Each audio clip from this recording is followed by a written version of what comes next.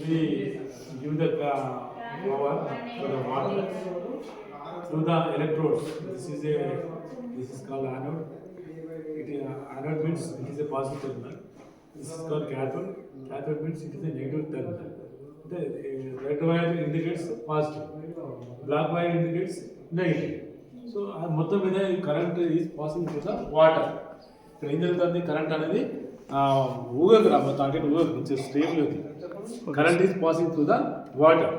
So ఇప్పుడు then when current pass through the water, water is broken into two gases. First one is oxygen and second one is hydrogen. Water is broken into two gases అంటే మరి gases ఎక్కడి నుంచి వస్తున్నాయి? Hydrogen oxygen అంటున్నారా, ఎక్కడి నుంచి వస్తుంది?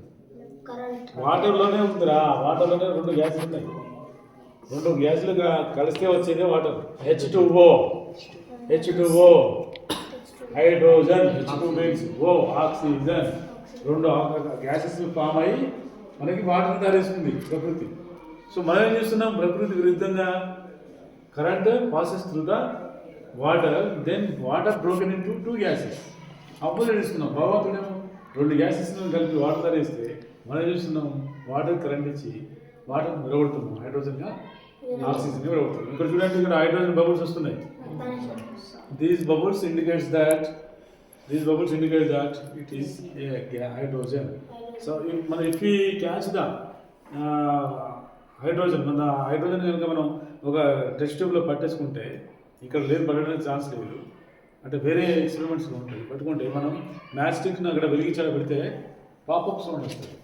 Pop అనే సౌండ్ వస్తుంది. పాప్ అనే సౌండ్ వచ్చిందంటే అది హైడ్రోజన్ అని అర్థం. ఓకే, సో ఇది electrolysis. This experiment is called electrolysis. Next we are going to do the same experiment again.